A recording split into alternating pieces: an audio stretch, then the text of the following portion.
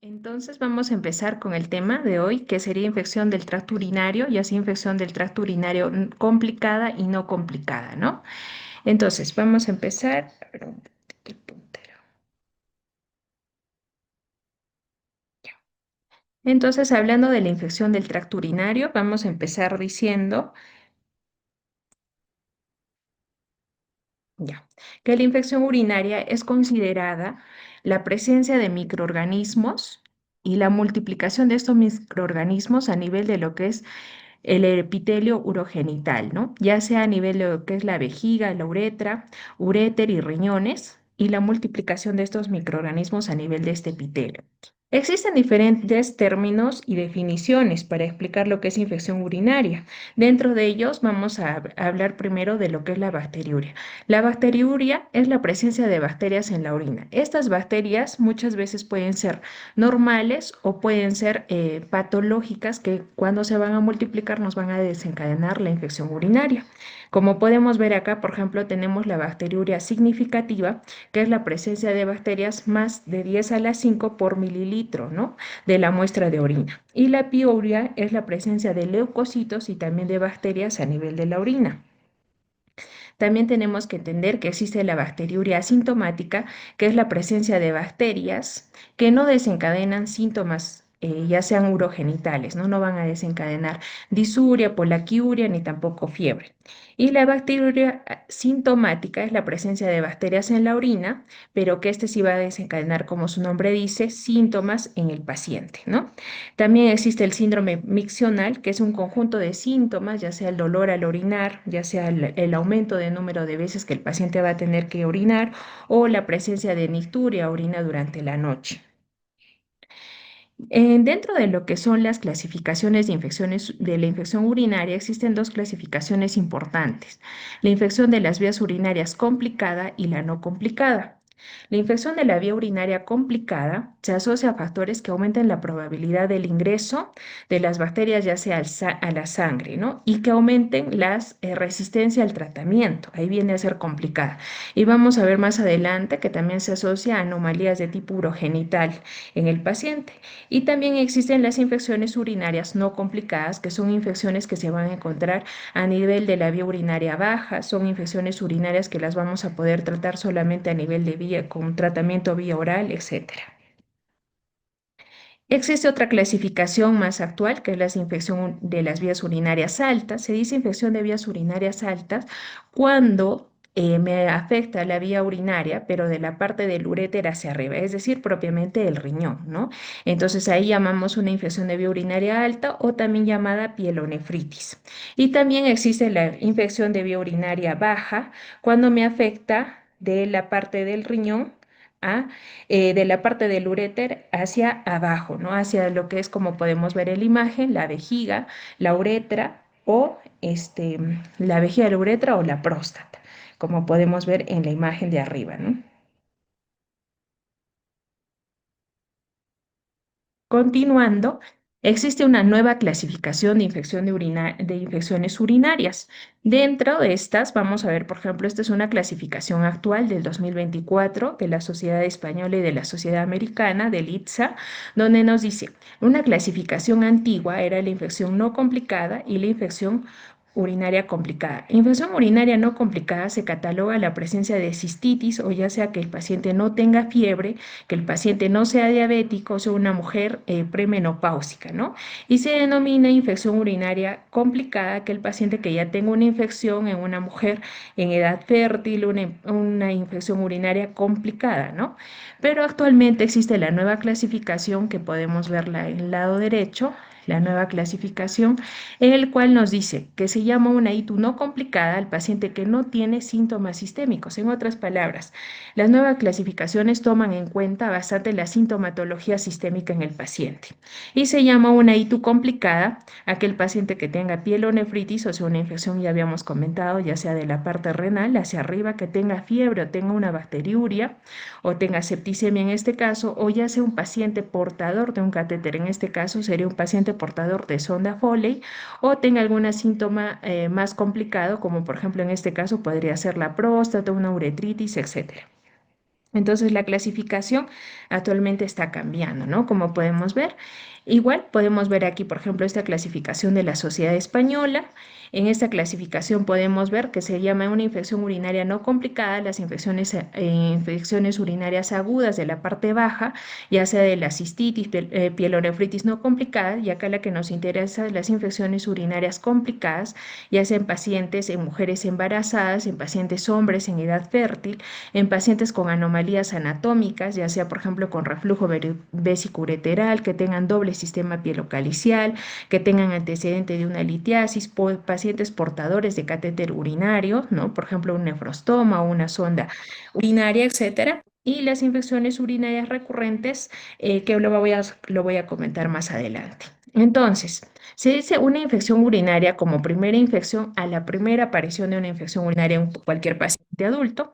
Se dice recurrente aquella infección urinaria que aparece el mismo microorganismo. Después de 3 semanas o 4 semanas de haber dado el tratamiento, nuevamente nos vuelve a aparecer el microorganismo. Y reinfección a la infección urinaria que me aparece por otro microorganismo. Esto es importante, ¿no? Porque vamos a ver que hay bastantes pacientes que recurren o se reinfectan. Ahora, algunos factores que nos van a provocar la recurrencia van a ser, por ejemplo, según el grupo etario. Podemos ver, por ejemplo, en mujeres jóvenes y premenopáusicas que está relacionado a tener relaciones sexuales, por ejemplo, qué método anticonceptivo utiliza, tener una pareja sexual nueva, tener infecciones urinarias durante la niñez.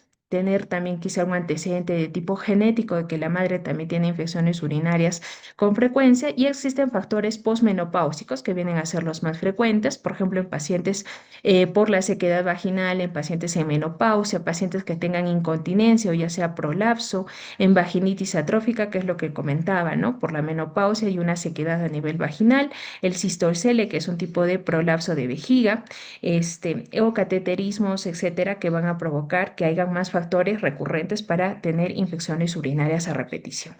Algo que es importante es ver la hepatogenia, ¿no? Las infecciones de la vía urinaria van a ser explícitamente por bacterias gram negativas, y también vamos a ver que son por anaerobios y algunas bacterias del nivel del sistema intestinal.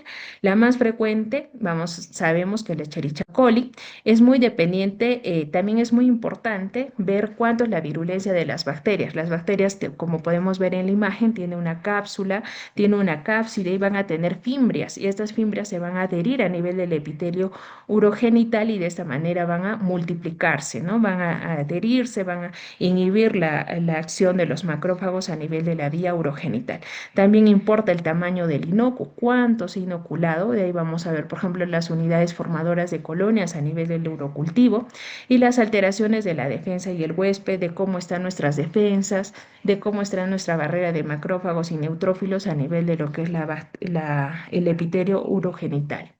Las vías de transmisión, la más frecuente es la vía ascendente. Esta diríamos que es la más frecuente, un 98%, ya que por la parte anatómica de la mujer y del varón tiende a ser la más frecuente y se tiende a colonizar con más facilidad. En cambio, la vía hemática y la vía linfática están en una presencia de un 1%. Hemática, si solamente el paciente está séptico, puede ser que sea frecuente o aparezca en este paciente, y linfática, que es muy raro, ¿no? De un 0,5%.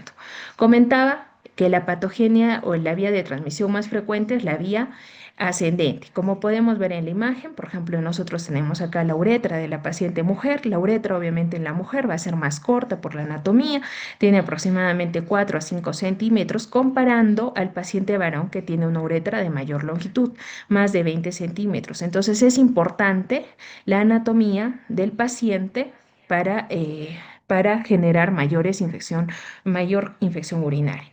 Es importante también saber que por la cercanía a nivel de lo que es el tracto anogenital, va a haber también una mayor colonización a nivel de la pared vaginal en la paciente mujer, en la del sexo femenino.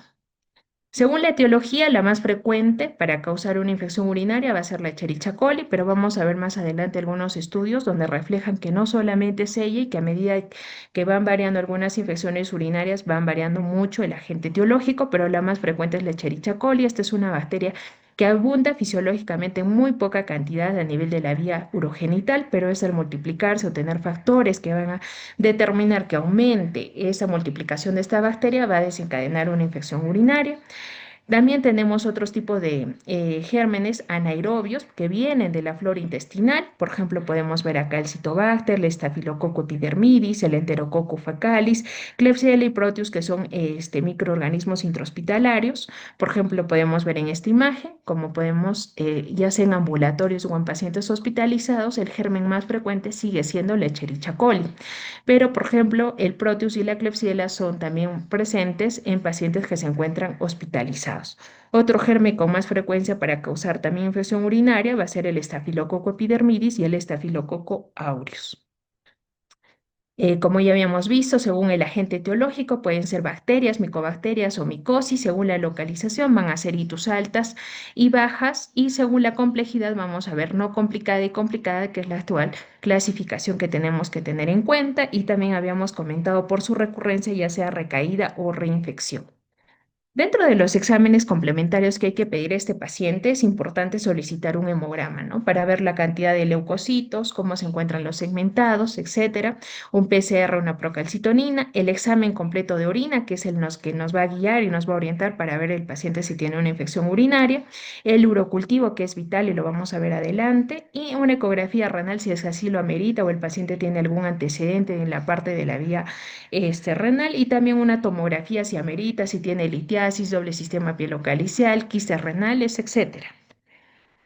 Entonces, para empezar, vamos a hablar acerca de lo que es el examen de orina. Como sabemos, el examen de orina tiene cuatro pasos importantes. Uno, que es el examen visual, cómo lo ve el tecnólogo al ojo, ¿no? El examen microscópico, que lo va a ver ya extendido, las tiras reactivas, que nos van a indicarse la presencia de algunos pigmentos, etcétera, y el urocultivo, que es la que nos interesa para ver, identificar el germen.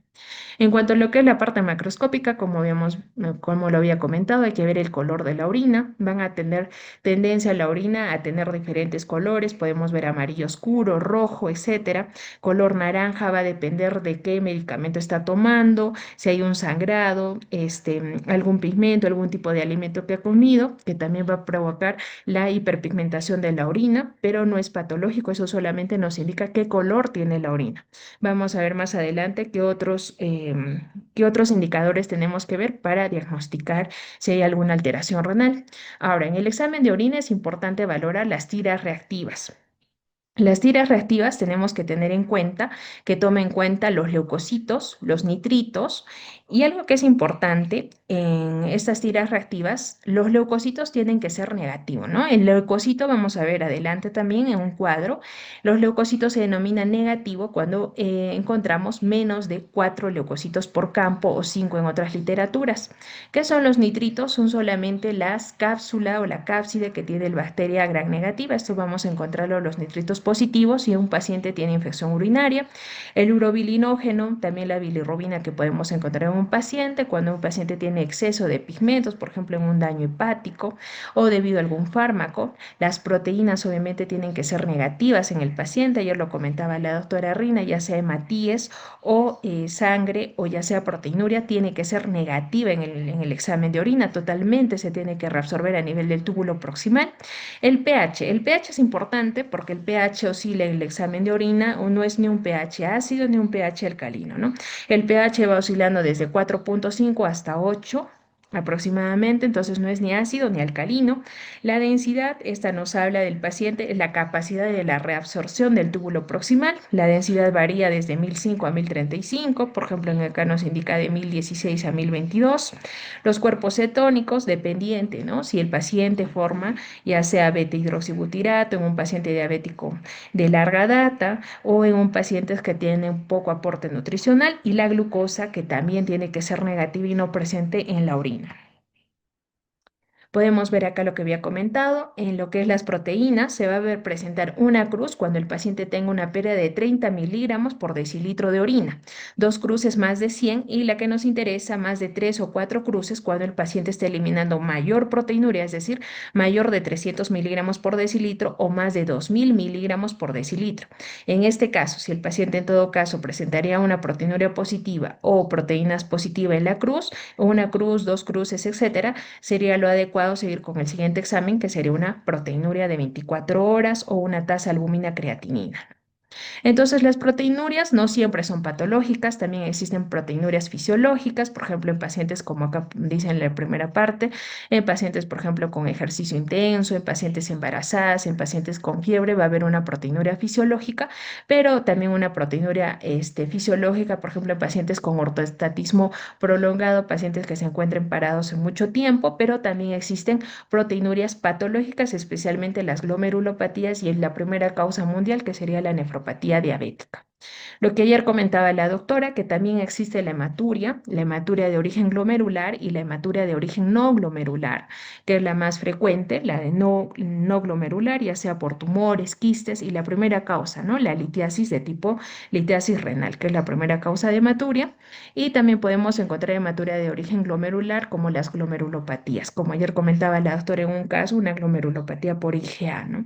Pero bueno, eso para ampliar. Entonces, ¿qué parámetros tenemos que tener en cuenta en un examen de orina? El color, ya lo habíamos comentado, el pH, que tiene que ser ni ácido ni alcalino.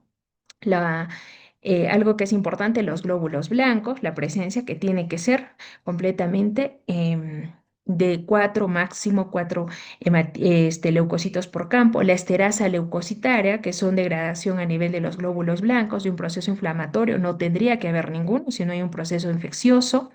Las proteínas, que tampoco tendría que haber ninguno, sangre, tampoco debería haber presente sangre a nivel de la orina, y los nitritos, que ya lo había comentado, que son productos de degradación a nivel de las paredes bacterianas, Entonces, ¿qué tengo que tener en cuenta para decir que tengo una infección urinaria? Uno, la presencia de glóbulos blancos a nivel del examen de orina. Otro, la esterasa leucocitaria, si está presente, también es un indicador de infección urinaria. Y por último, la presencia de nitritos, que también serían los tres patognomónicos para yo indicar que mi paciente tiene una infección urinaria. Entonces, si yo encuentro estos tres parámetros positivos, se correlaciona con que mi paciente tiene una infección urinaria. Hay que ver qué valor de glóbulos blancos, cómo está el hemograma, para yo también ver si hay compensación, si hay descompensación sistémica o solamente que esa es una ITU baja que está provocando una cistitis, etcétera.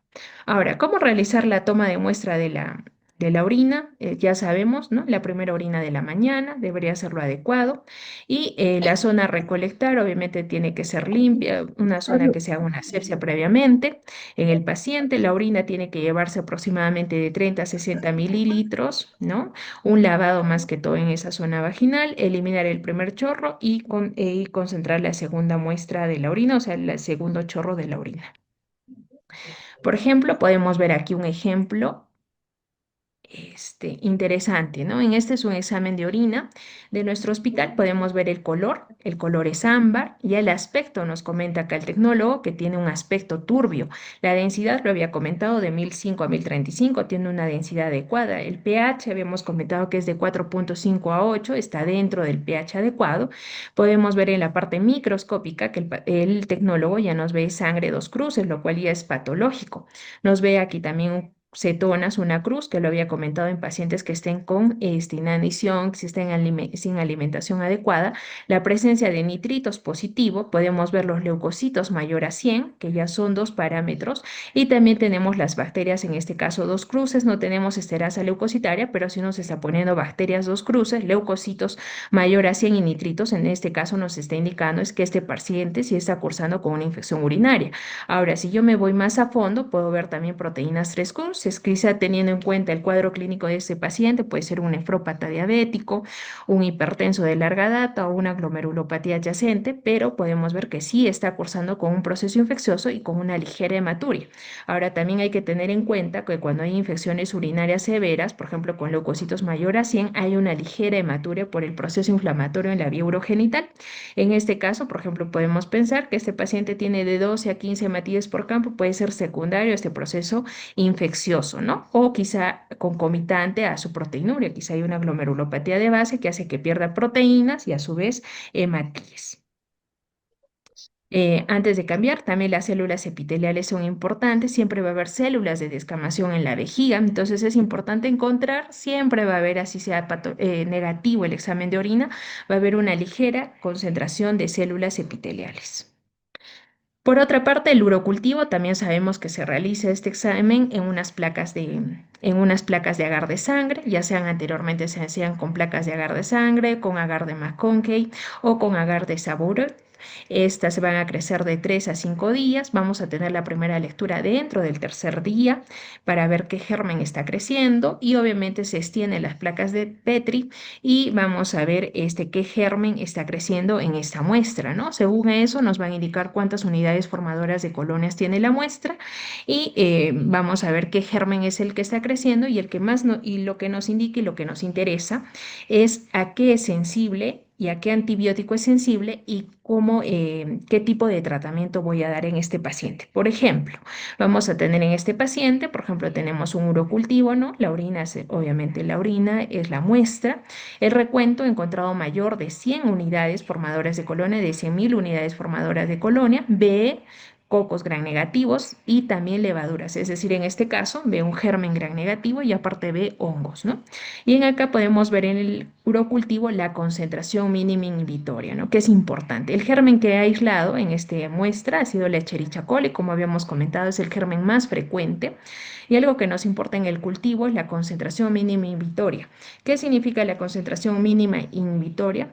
La concentración mínima de antibiótico que podemos dar al paciente que provoque la lisis del microorganismo, o sea, con una mínima dosis que provoque la muerte del microorganismo, porque no podemos dar dosis altas y llevar a toxicidad al paciente y recién provocar la lisis del paciente. Un paciente que se le da cada 4 horas, difícil que cumpla el tratamiento, comparando a un paciente que se le da solamente la dosis del antibiótico una vez al día y pueda cumplir el tratamiento. Entonces podemos ver aquí, por ejemplo, la concentración mínima inhibitoria. Podemos elegir aquellos antibióticos que sean con una concentración o un CMI menor a 1, de 0,5, etcétera, dependiendo cuál es el germen. En este caso es una Escherichia coli. Podemos ver aquí las sensibilidades, las resistencias sensibles, o sea que podemos dar este antibiótico cuando hay resistencia intermedia, por ejemplo, en este caso la ampicilina y el Surfactant es una resistencia intermedia, no sería adecuado darlo. Y también hay otros antibióticos que van a ser resistentes, los cuales no podemos dar. Por ejemplo, en este caso el trimestoprim y el sulfametoxazol. Miren, por ejemplo, tiene una concentración mayor a 320, o sea, demasiada la concentración que tendríamos que dar para provocar la lisis y además que es resistente a este antibiótico, ¿no? El germen. Entonces es importante ver o leer adecuadamente mi urocultivo para saber qué tratamiento idóneo debo dar. Entonces, continuando, vamos a hablar acerca de lo que es la cistitis. La cistitis, primero, es una infección de las vías urinarias bajas, ¿no? Entonces, hay diferentes infecciones de las vías urinarias bajas. Uno va a ser de la uretra, la uretritis, de la vejiga, la cistitis, que es la más frecuente. De estas, la próstata, la prostatitis, del urétero, una uretritis y del riñón, la pielonefritis, que está bien a ser una infección de las vías urinarias altas.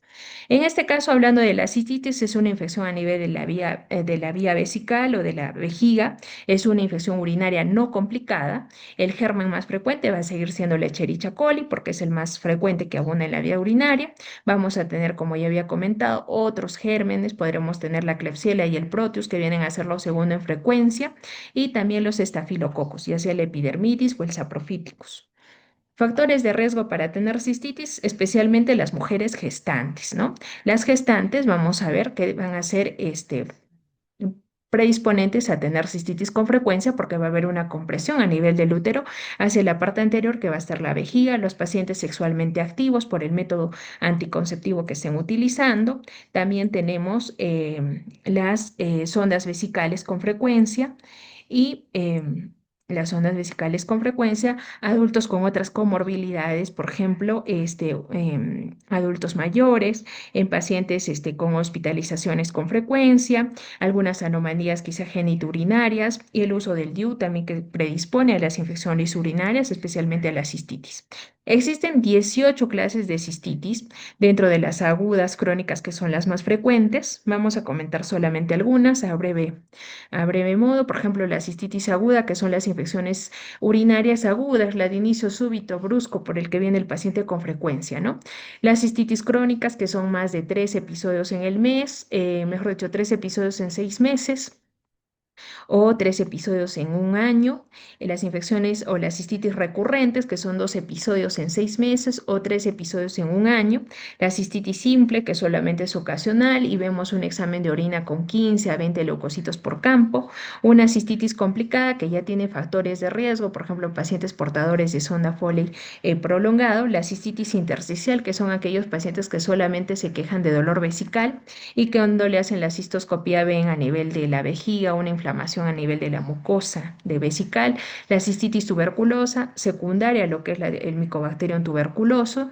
La cistitis medicamentosa, que esto es también frecuente en nuestro medio, por ejemplo, nosotros que utilizamos medicamentos inmunosupresores como lo que es la ciclofosfamida, que provocan cistitis de tipo hemorrágica. La cistitis gonocócica secundarias al gonococo. La gangrenosa, también secundaria a otros gérmenes que provocan necrosis a nivel de la vejiga. Y después tenemos algunas también, como las cistitis quísticas, derivados de otros tipos de quistes, la pseudomembranosa también, que es muy rara ya, ¿no? Esta es la enfisematosa también debido a otros quistes. Y la cistitis hemorrágica, como ya lo había comentado, que es una inflamación secundaria a algunos medicamentos. También hay la eosinofílica, muy rara, pero en patologías, por ejemplo, de pacientes con inmunosupresión. Entonces, en cuanto a lo que es la patogenia, las bacterias van a ascender, como habíamos comentado, más que todo por la vía ascendente, y esas bacterias van a adherir sus fimbrias a nivel de lo que es el epitelio urovaginal, ¿no? Y van a multiplicarse estas bacterias generando una deficiencia a nivel de lo que son los macrófagos y los neutrófilos, y de esta manera se van a multiplicar y provocar las molestias a nivel de la vía urogenital baja, ¿no? El tratamiento, existen diferentes tipos de tratamiento. El tratamiento puede ser el tratamiento de tipo no medicamentoso, por ejemplo, el uso de la D-manosa. Este es un monosacárido que se toma cada 24 horas de acción prolongada y elimina las fibras de los uropatógenos, ¿no? El uso también de los probióticos, no por vía oral, sino por vía tópica, también inhibe de forma competitiva a los uropatógenos. También las profilaxis con extracto de arándano, ya que sabemos que el arándano tiene una sustancia que es una cistina que provoca y protege el epitelio urogenital. La administración de estrógenos tópicos, por ejemplo, en pacientes con menopausia que tienen sequedad vaginal y esto provoca la adherencia de cualquier microbio a esta parte vaginal, entonces también tendríamos que dar estrógeno tópico. También las instilaciones endovenosas de glucosaminoglucanos o de ácido hialurónico, ya que de esa manera repone lo que es el recubrimiento endovesical, ¿no? Y existe también el tratamiento farmacológico. La primera línea, como siempre, está en lo que son la nitrofurantoína, ¿no? A 100 miligramos cada 6 horas por 7 días. También la amoxicilina, 500 miligramos cada 8 horas por 7 días. Y los de segunda línea tenemos las fluoroquinolonas, en este caso el ciprofloxacino o el levofloxacino, ¿no?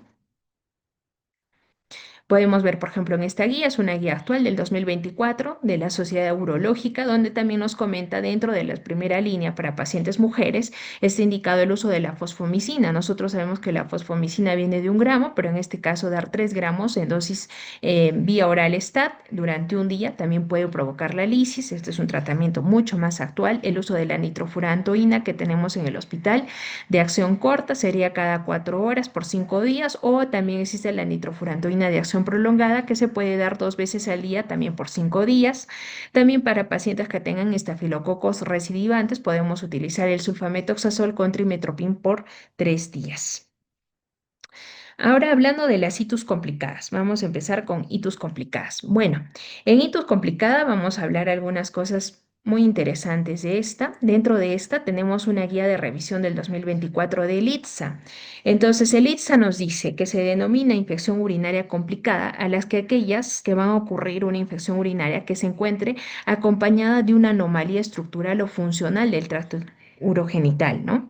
Acompañada ya sea en pacientes adultos jóvenes, en pacientes más que todo adultos jóvenes o en pacientes inmunosupresos, ¿no? Dentro de lo que es la epidemiología de esta, vamos a tener que actualmente las infecciones urinarias complicadas es una carga mundial anual, ¿no? Existen 400 mil millones de casos al año, incluso existen 236 mil muertes reportadas solamente hasta el 2021, en el 2021, y es una de las infecciones más comunes tratadas a nivel de lo que es la atención primaria de salud, ¿no? Las infecciones urinarias también son la principal causa de bacteremia, ya sea por gram negativos, como podemos ver, por ejemplo, en Estados Unidos en el 2021. Y podemos ver en este cuadro, que es interesante en el 2021, donde publica de diferentes años la incidencia y la prevalencia de infecciones urinarias. Podemos ver según el sexo y según el grupo etario en la adultez joven va a tener mayor incidencia de infección urinaria y obviamente con mayor predisposición en el sexo femenino, comparando al sexo masculino, que es a nivel de las barras azules, ¿no? El sexo masculino tiene menor incidencia, pero podemos ver que aumenta el pico de infecciones urinarias a nivel de lo que es la edad del tercer grupo etario, ¿no? A nivel de la tercera edad y aumenta su pico de incidencia y de prevalencia de infecciones urinarias. Entonces sigue siendo la infección urinaria prevalente en las mujeres en edad fértil y con aumento en la edad masculina. Por ejemplo, a nivel mundial podemos ver la prevalencia a nivel mundial de cuántas son las infecciones urinarias y qué grupos etarios son más afectados y dándonos cuenta la prevalencia del grupo etario, obviamente del grupo de 30 a 40 años es lo más frecuente. Ahora, algo que es muy importante, las bacterias aisladas de las infecciones del tracto urinario son cada vez más resistentes al uso de antibióticos. Como vamos a ver actualmente, la tasa de resistencia antimicrobiana se ha registrado en incremento, ¿no? En el año 2010. Y también anteriormente sabemos que existen las enterobacterias, pero actualmente son llamadas los enterobacterales, ¿no? Aislados en la orina, que en el 2018 al 2020 se ha visto una resistencia de hasta un 21% a las quinolonas y un 22,4% al trimethoprim y sulfamethoxazol, e incluso un 22% a la nitrofurantoína. Como sabemos, este es nuestro primer eslabón de tratamiento para infecciones urinarias, más que todo de tipo bajas. Ahora, viendo en este cuadro, también podemos ver la prevalencia de qué gérmenes son los más frecuentes. Habíamos comentado en itus en sí, en itus no complicadas, el germen más frecuente van a ser las Escherichia coli, pero podemos ver, por ejemplo, en el primer cuadro, las cistitis, que son más frecuentes en un 76% la Escherichia coli, con un 8,7% de otras bacterias, pero si vemos en el cuadro de la derecha, las cistitis complicadas vienen a ser un 47% por Escherichia coli, pero un 13% por Klebsiella, o sea, por microorganismos ya resistentes, ¿no? De tipo intrahospitalario. También podemos ver, por ejemplo, por Enterococcus. Como habíamos comentado, las infecciones urinarias siempre, si no es Escherichia coli, vamos a tener una enterobacteria por la vía ascendente de transmisión. En este otro cuadro podemos ver, por ejemplo, las pielonefritis y las urosepsis. También podemos ver en el disco, 45% son por la Escherichia coli, seguida de la Klebsiella y seguida de las enterobacterias. Lo mismo, a nivel de las urosepsis podemos ver un 43% de frecuencia de la Escherichia coli, seguidas de un 11% de Enterococcus y un 10% de la Klebsiella. Tomando en cuenta, según estos discos del 2024, publicado en el 2024, las infecciones urinarias complicadas vienen a ser mucho más frecuentes, ya sea por Escherichia coli en un 50% menos, seguida de la Klebsiella y de lo que son las enterobacterias. Ahora, ya habíamos hablado de algunas clasificaciones, ya sea de una infección urinaria complicada y no complicada, pero existe otra clasificación, la clasificación de gravedad. Esta es una clasificación dada también ahora en el 2024, se llama la clasificación o el sistema denominado ORENUC.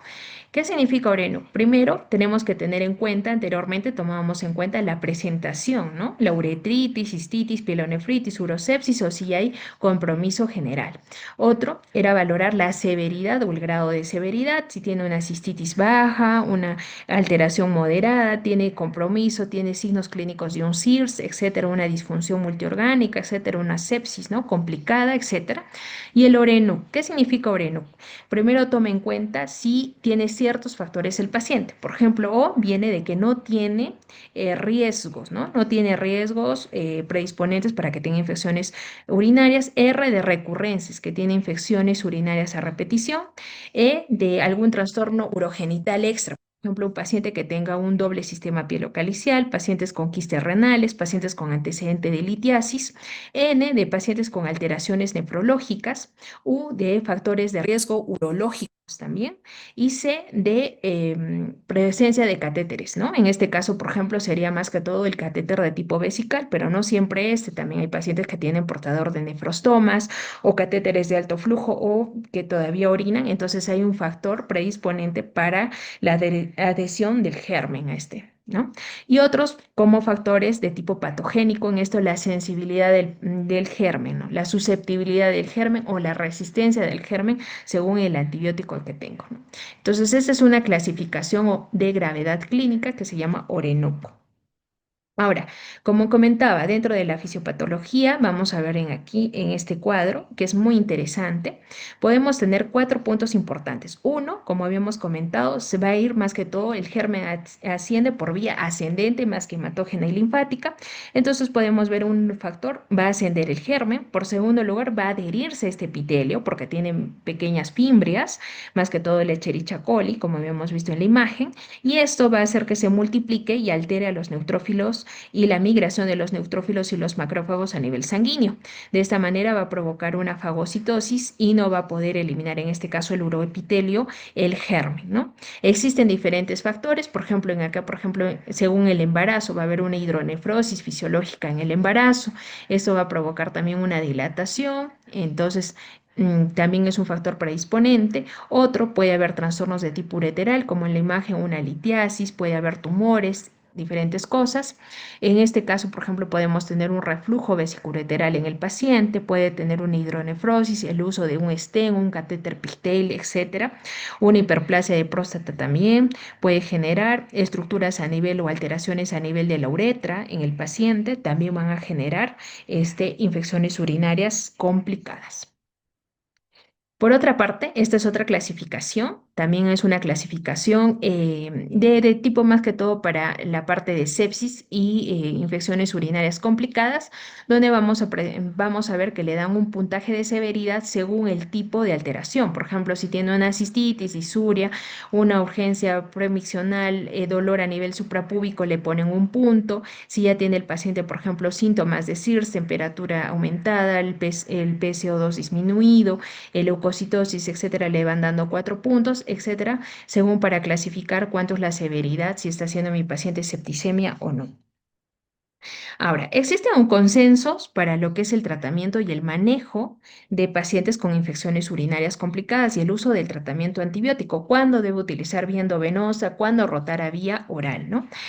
Entonces, los momentos para evaluar el efecto del tratamiento están relacionados con la duración, ¿no? Aquí es importante ver cómo está en la parte sistémica, si se están dando cuenta, las clasificaciones toman en cuenta mucho la parte sistémica para valorar el cambio, ya sea de vía endovenosa a vía oral. Entonces, ahora las clasificaciones mucho depende si está con fiebre, si tiene otros factores, si utiliza catéteres, etcétera, para valorar las clasificaciones de una ITU complicada y no complicada, ¿no?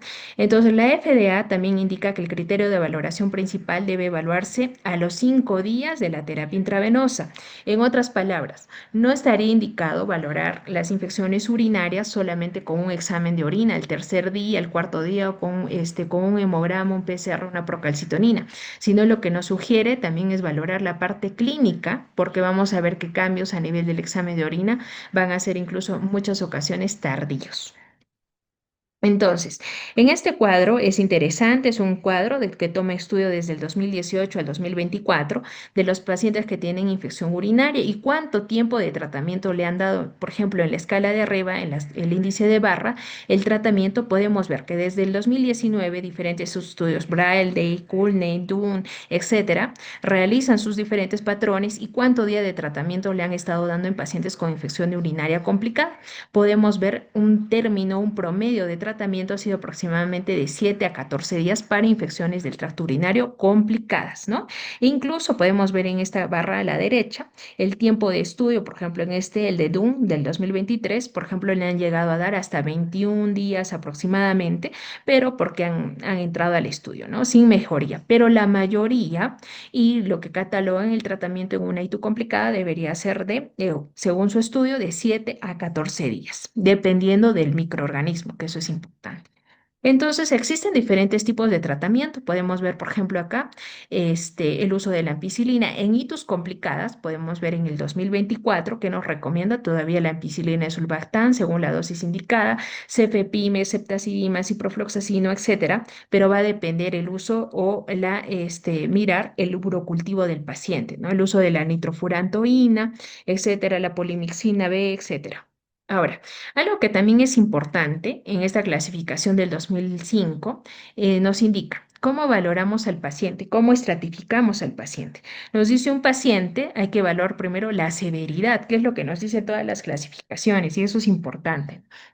Hay que valorar lo que es la severidad. Viene mi paciente sin sepsis, entonces hay que valorar si tienen algún tipo de riesgo para que haga resistencia o no. Si no, empezamos con el tratamiento. Es un paciente sin signo de shock, entonces hay que evaluar e iniciar y solicitar obviamente su antibiograma. Hay que ver más o menos las sensibilidades. También algo que es importante para valorar es cuál es nuestro patrón microbiológico a nivel hospitalario, ¿no? Entonces, según eso, se sabe las resistencias y las sensibilidades de nuestros pacientes a nivel hospitalario. Eso es lo que nos comentan, ¿no? Hay que ver la sensibilidad de nuestro hospital y qué tipo de sensibilidad para el germen y actualmente la sepsis con shock que hay que considerar e iniciar un tratamiento más que todo sensible a este. Si es así, con esta clasificación del 2025, nos dice si es un paciente con sepsis, vamos a iniciar de preferencia con sepsis, carbapenens, piperacilina y las fluoroquinolonas, ¿no? Otras alternativas también nos dicen aquí, los aminoglucósidos o que no sean beta-lactamasa resistente. En pacientes con sepsis nada más, pero sin alteración, no hay shock, etcétera, podemos utilizar cefalosporinas de cuarta generación, ¿no? Como el cefepime, también podemos utilizar el pipetazo y las fluoroquinolonas. Pero en pacientes que no tengan o ausencia de sepsis, ¿no? Que no tengan tampoco shock, entonces podemos utilizar fluoroquinolonas y el sulfametoxazol y trimetoprim y como alternativa nos recomienda lo que es la amoxicilina con las cefalosporinas, ya sea de segunda generación o tercera generación. Entonces aquí es interesante porque esta es una clasificación del 2025, entonces lo clasifica según la clínica. Igual acá podemos ver ya las dosis que ya las conocemos. Y por otra parte, también aquí nos indica cuándo el paciente tiene que cambiar, ¿no? El STIPS de cuándo un paciente debe cambiar del uso intravenoso a lo que es la vía oral. ¿Y cuándo deberemos cambiar? Entonces, yo tengo mi paciente que está con tratamiento intravenoso en una unidad de cuidados intensivos, en hospitalización. Entonces, ¿qué es lo que tengo que ver? Primero, la clínica si es una clínica que está, si está un paciente que ya está respondiendo clínicamente, entonces el tratamiento debería cambiarse a vía oral por 7 días, ¿no? A los 7 días podría cambiar y dar 7 días más de tratamiento por vía oral. Si no, continuar, si no hay mejoría de la clínica, obviamente continuar con el tratamiento vía endovenosa. Entonces aquí también tenemos el cuadro de qué tratamiento y con cuánto de dosis debería dar por vía oral. Algunas conclusiones, entonces sería la infección urinaria complicada es una entidad heterogénea, ¿no? Que comprende muchas, múltiples formas, pero hemos visto ya algunas clasificaciones que están variando.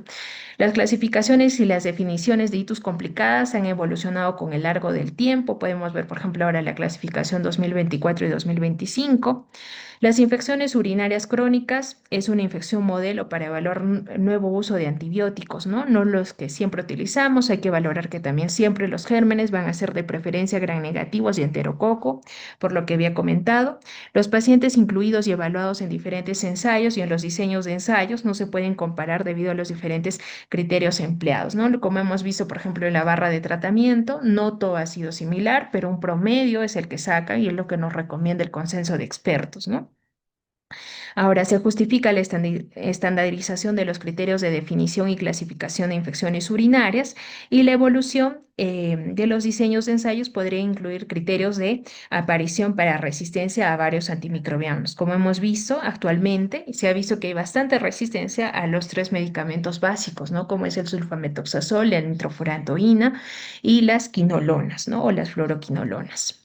Bueno, he puesto algunos 3 ejercicios interesantes para poder ver. Vamos a resolver uno y Y bueno, a ver que participen dos personas más, pero por ejemplo vamos a ver en este examen, es un examen de orina, ¿no? Un examen de orina simple de nuestro hospital. Por ejemplo, podemos ver aquí el color que nos sugiere, ¿no? A la inspección nada más visual del tecnólogo es un color amarillo. El aspecto que él visualiza es turbio, ligeramente turbio. El pH habíamos comentado que es de 4,5 a 8, entonces podemos ver un pH de 6 dentro del rango normal. La densidad, que es la capacidad de reabsorción a nivel de las células, a nivel del túbulo proximal, podemos ver que tiene 1008. Entonces habíamos comentado que la densidad oscila de 1005 a 1035, entonces sería una densidad idónea, ¿no? Normal. Podemos ver glucosas que ya no lo reporta porque no tiene eliminación de glucosa, tampoco cuerpo cetónico, bilirrubina, urobilinógeno, que normalmente estos pigmentos no deberían estar a nivel de la orina, a no ser que sea un paciente patópata o con algún tipo de medicamento. Nitritos, estamos viendo en este caso, no nos pone, no nos está sugiriendo la presencia de nitritos, pero Tevenon, sangre oculta en orina, nos está poniendo dos cruces. Proteínas también nos está poniendo una cruz y en esta parte ya microscópica, ya la lectura microscópica, podemos ver los leucocitos que tenemos mayor a 100 por campo. Entonces, en este caso ya nos está hablando de una infección urinaria severa. Casi siempre que vamos a tener leucocitos mayor a 70 leucocitos por campo, 70, 80, 90, 100, pensamos ya en una infección urinaria complicada, ¿no? Una infección urinaria severa o como podemos saber, como hemos hablado el día de hoy, una ITU complicada, ¿no? En este caso, entonces tenemos leucocitos mayor a 100, podría ser una ITU complicada. En este paciente tenemos hematíes y en la parte microscópica a nivel por campo, está viendo 2 a 4 por campo. Células epiteliales, que les había comentado que es normal que haya células epiteliales, es algo fisiológico. Y bacterias tenemos dos cruces, entonces habíamos comentado los tres signos o las tres características clínicas para ver un examen de orina serían los leucocitos y las bacterias. En este caso, bacterias tenemos dos cruces y leucocitos mayor a 100. Entonces tenemos una infección urinaria complicada. Ahora, ¿por qué sería la presencia de orina? Probablemente quizá por la infección urinaria complicada, al haber un proceso infeccioso, un proceso inflamatorio en la vía urinaria, puede haber una ligera hematuria, ¿no? Ahora, si tengo la duda, al control de los 7, 10 días del tratamiento, le podría solicitar un nuevo examen de orina. Si persiste esta hematuria, obviamente ya hacer un estudio de hematuria, ¿no? Porcentaje de crinocitos, de acantocitos, etcétera, ¿no? Entonces, esta es una infección urinaria complicada. Vamos a ir con el segundo ejercicio. A ver, no sé si alguien quiera participar.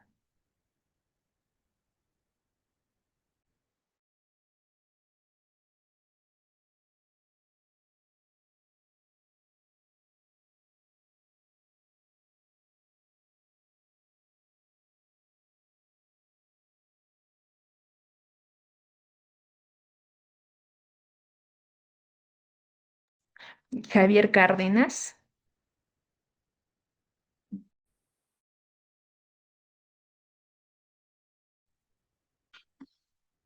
Sí, justamente estaba viendo que en ese examen de orina también se ve el tema de nitritos positivo y sangre, una cruz positivo. ¿Es como el TB, que puede ser sangre oculta o tiene que ver relacionado con otra etiología aparte de una infección urinaria?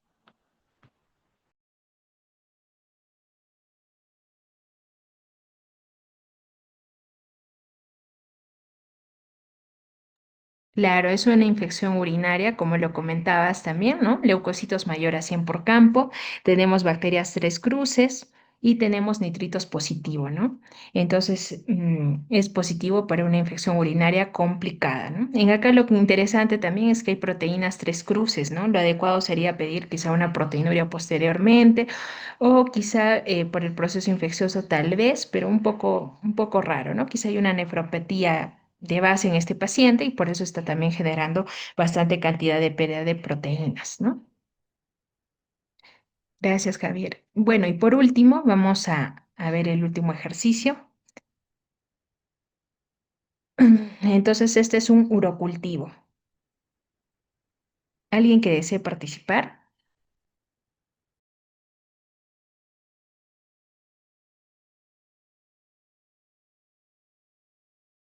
Doctora, Doctora Sí, Itala, ¿me escucha? perfecto. Sí, Bueno, sí, en efecto, doctora, es un urocultivo que es positivo, ¿sí? A un germen que no es común, no es un germen típico, pero que también tiene cierta frecuencia, que es el Proteus. Y bueno, pues tiene cierta resistencia a algunos medicamentos que usted ha mencionado que son bastante utilizados, ¿no? Especialmente en la vía oral. Entonces es un paciente que bueno, no tenemos datos de su edad o de algunos otros factores, pero por ya el grado de resistencia va a requerir tratamiento endovenoso, ¿no? perfecto. Entonces, como lo comentaba, ha sido muy perfecta tu participación. Mire, por ejemplo, podemos ver acá, ¿no? La muestra es obviamente un urocultivo, ¿no? El resultado nos dice que es positivo y acá podemos ver el recuento de colonias, que es 10 a la 5, o sea, es positivo, ¿no? Más de 10 a la 5 es obviamente positivo para una infección urinaria, para el cultivo. Tenemos leucocitos mayores. Y siempre un urocultivo nos ven describir a grosso modo lo que nos dice un examen de orina, ¿no? Nos ve acá leucocitos mayor a 100 por campo, nos ve hematíes, que es lo que comentaba, puede haber una ligera hematuria, pero tiene que ser ligera, como en este caso, de 10 a 12 por campo, y siempre va a haber células epiteliales en escasa cantidad, gérmenes, también nos está viendo dos cruces, y acá nos describe ya un poco de lo que es la coloración de Gram, ¿no? La coloración de Gram nos habla si hay la presencia de bacterias gram positivas o gram negativas, ¿no? En este caso, la Escherichia coli, otras van a ser gram negativas, otras van a ser anaerobias. En este caso nos pone que hay bacilos gram negativos. Y acá nos describe el microorganismo que, como lo había comentado, vemos un Proteus mirabilis, que viene a ser un germen un poco infrecuente, ¿no? Pero como habíamos visto en las citus complicadas, vemos que ya estos gérmenes saprófitos vienen a aumentar su incidencia, no así como en la cistitis, ¿no? Entonces, el Proteus mirabilis viene a ser un germen saprófito, ¿no? Un germen de tipo intrahospitalario. Ahora, algo que es importante ver, ¿no? El CMI, en este caso, la concentración mínima inhibitoria. Como había comentado, casi siempre tenemos que elegir un antibiótico que sea con una concentración de uno o en menos de uno, ¿no? Pero siempre es importante ver cómo está nuestro antibiograma, tener una visión general de ¿no? En este caso, por ejemplo, si vamos de abajo hacia arriba, tenemos la cefazolina. Entonces, la cefazolina sabemos que es una cefalosporina de primera generación, en este caso es resistente, y como lo habíamos comentado, al ser una ITU complicada, casi siempre va a ser resistente a nuestros antibióticos de primera línea, entonces en este caso es resistente. La ampicilina, que es un beta-lactámico, también es resistente, y podemos ver acá la concentración mínima inhibitoria, nos pone 16, o sea, 16 veces mi antibiótico para provocar la lisis del microorganismo, ¿no? Podemos ver aquí en el 22, por ejemplo, la amoxicilina y con ácido clavulámico, que sí es sensible, nos pone, pero si nos fijamos la concentración es 4 veces de amoxicilina versus 2 de clavulámico. Entonces también va a ser bastante resistente, ¿no? O sea, no es resistente, pero tendremos que dar bastante cantidad, el doble de dosis para provocar la lisis de este microorganismo. Podemos ver aquí el trimetoprim con el sulfametoxazol, que también nos pone que es sensible, pero si nos fijamos, el sulfametoxazol es 9.5 veces más del valor habría que dar para provocar la lisis. Lo mismo, es sensible, pero no sería el antibiótico adecuado para elegir. Las tetraciclinas, que son resistentes, mayor a 8. Tenemos la sensibilidad del pipetazo o piperacilina con tazobactam. Tenemos una concentración de 4 a 4, tampoco sería lo idóneo para dar en este paciente. El norfloxacino no lo tenemos en el hospital, pero por ejemplo nos pone que también es resistente, mayor a 8.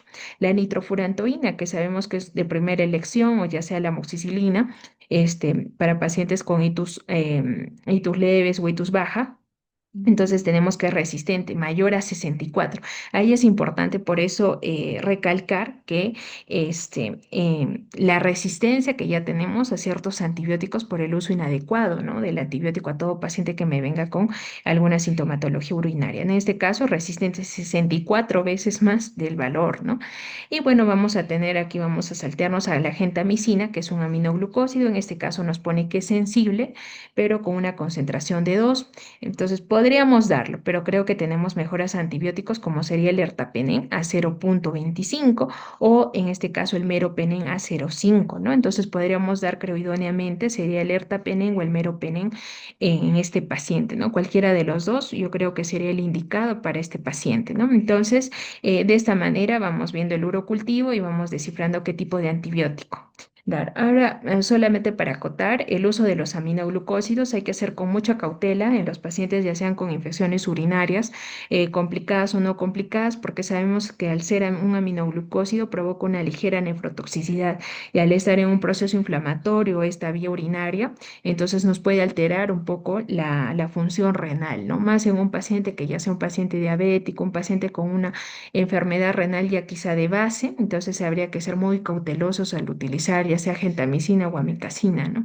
Entonces, para nosotros los nefrólogos no es un antibiótico como de primera elección, ¿no? Si decidimos dar genta o amikacina en ciertos pacientes, quizá con una función renal idónea, en pacientes jóvenes, podríamos utilizar eso, ¿no? Pero siempre con cautela, ¿no? Por la toxicidad renal. Bueno, eso es todo. Muchas gracias. Una consulta, ¿en qué casos utilizamos la profilaxis para las infecciones urinarias? ¿Cuánto tiempo y cuáles son los medicamentos más recomendados que usan ustedes? Doctora Liz, buenas noches. Claro, la profilaxis hay hitos especiales, ¿no? Hay infecciones urinarias, algunas especiales, dentro de esas, por ejemplo, la infección urinaria en gestantes, en pacientes ancianos y la profilaxis, ¿no? Nosotros solemos dar las profilaxis para infecciones urinarias. El medicamento de elección sigue siendo la nitrofurantoína o macrodantina, uno al día, ¿no? Uno al día se le da por 6 meses. Siempre tiene que ser 6 meses, ¿no? No 3 meses. Y solemos dar la profilaxis en pacientes con itus a repetición o itus recurrentes. ¿Qué quiere decir itus recurrentes? Que tenga 2 episodios de infecciones en 6 meses o 3 episodios o más de infecciones urinarias durante un año. En estos pacientes sí es lo adecuado dar la profilaxis. También algunos pacientes que tengan, por ejemplo, reflujo vesicureteral también se les da como profilaxis pero siempre es importante antes de iniciar la profilaxis saber la etiología de la falla o por qué está provocándole la infección urinaria a repetición. Es muy frecuente, ¿no? En las mujeres que nos vengan a consulta por prolapso y demás, entonces lo adecuado antes de iniciar una profilaxis sería adecuado que lo vea el ginecólogo, el urólogo o que le haga ejercicios de Kegel en infecciones o incontinencia urinaria, etcétera. Y bueno, según a eso sí se le puede dar la profilaxis. Doctora Itala, una consulta, ¿y alguna otra alternativa en vez de la nitrofurantoína? La cefalexina también, doctorita. La cefalexina, la cefazolina, cefalosporinas de primera generación también se suelen dar como profilaxis. Bien, gracias, doctora. Doctora, buenas noches. Sí, buenas noches. Buenas noches, por favor, quería preguntarle, hay pacientes que se solicita cultivo y examen de orina, y en los exámenes de orina sale patológico, pero cuando se revisa el cultivo salen negativos, pero el paciente no ha tenido contacto tampoco con antibiótico. ¿Cuál sería la causa de eso? Primero, como habíamos comentado al inicio, existen tipos de bacteriurias, ¿no? Bacteriurias asintomáticas y sintomáticas. Ahora, también hay que tener en cuenta uno eso, ¿no? Siempre va a haber puede haber infecciones urinarias pero con leucocitos en muy poca cantidad, ¿no? Y entonces al momento del cultivo, de realizar el cultivo, no ha crecido demasiado el germen, ahí no sale el urocultivo negativo. Pero más que todo, si te das cuenta ahora en las clasificaciones, hay que tomar en cuenta los síntomas sistémicos, ¿no? Si el paciente tiene molestias, está teniendo fiebre, si tiene algún factor de riesgo, portador de sonda, etcétera, ¿no? Para poder valorar. En muchas ocasiones sí sale, ¿no? El urocultivo negativo y el examen de orina lo tenemos positivo, pero con itus leve. Si tú te das cuenta o revisas el examen de orina, sale 15 leucocitos por campo, 20 leucocitos por campo. Miramos nitrito, sale negativo, esterasa leucocitario bacterias nos sale negativo, entonces a veces también hay que valorar si es quizá un contaminante, ¿no? De la orina, entonces ahí habría que valorar, ¿no? Los síntomas o qué factores más predicen y si no, pues dar tratamiento quizá, ¿no?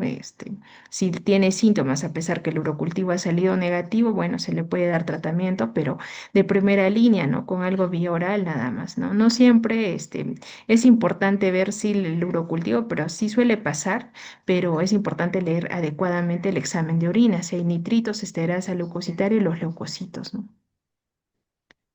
Doctora, buenas noches. Una consulta, doctorita.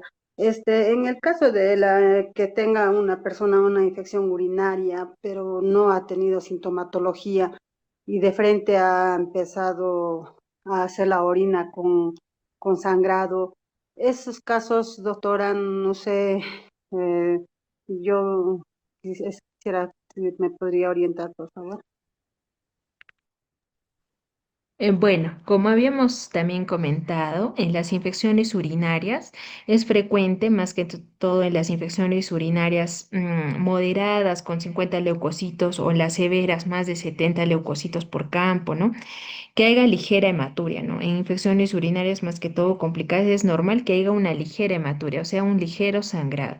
Eso es propio de la infección urinaria. Al haber el proceso inflamatorio del todo el epitelio urogenital, entonces va a haber un ligero sangrado, una ligera inflamación, ¿no? Pero cuando vemos el examen de orina, tiene que ser pues 15 hematíes por campo, 10 o menos de 25 hematíes por campo. Si yo encuentro en el examen de orina sangre positivo 2 3 cruces o veo hematíes más de 50 por campo, 70, o sea, es hematúrico, ya la viste, el mismo tecnólogo lo describe no como turbio o amarillo, sino lo describe como sanguinolento, entonces ahí ya no estamos hablando solamente de una infección urinaria, quizá ahí hay una hematuria, ¿no? Un sangrado. Y la primera causa de hematuria a nivel mundial sigue siendo las litiasis, ¿no? Los cálculos en el riñón, entonces ahí habría que valorar si mi paciente aparte tiene un dolor en la región lumbar, que es la característica, ¿no? La triada de la litiasis, dolor intenso y aparte una hematuria. Claro, en ahí podríamos pensar en una litiasis, quizá pedir una ecografía renal o demás, ¿no? Pero usualmente infecciones urinarias leves no tendría que haber una hematuria, solamente vemos hematías, ¿no? Y una ligera molestia en la vía urinaria baja, hay dolor al orinar, te comenta que está orinando cada rato, una incontinencia al orinar, ¿no? Orino y vuelvo a entrar al baño para orinar, entonces es una incontinencia urinaria, quizás es una cistitis nada más, y en ahí no tendría que haber hematuria, solamente hematuria ligera en itus moderadas o severas, nada más.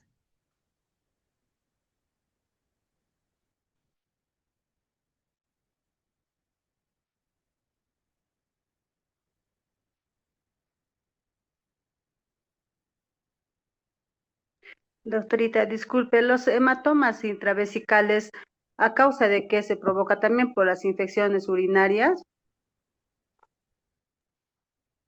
Más que todo pues son por trauma, ¿no? De tipo trauma por sondaje, pacientes que tienen también úlceras vesicales, ¿no? Más que todo eso lo maneja el urólogo, pero a veces les hacen cistoscopía, ¿no? Para esos hematomas, pero la mayoría tiende a ser por un tipo traumático, por una neoplasia, un engrosamiento, un hematoma, un engrosamiento a nivel de la pared vesical, ¿no? En pacientes más que todo varones, ¿no? O a veces asociado a algunos medicamentos, pero eso es muy aislado, ¿no? En pacientes con quimioterapia, al menos con ciclofosfamida, sí provocan hematomas vesicales o hemorragia intravesical.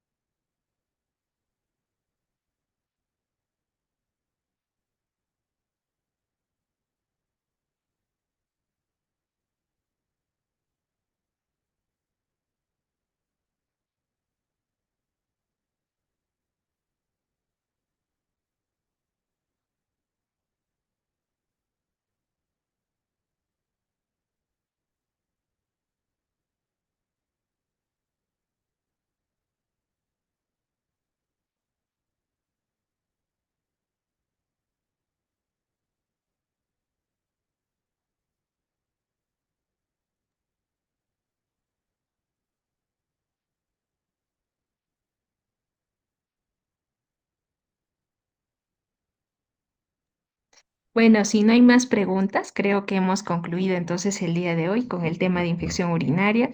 Espero que haya sido un buen aporte y bueno, que algunas cosas, ¿no? Se hayan actualizado. Muchas gracias.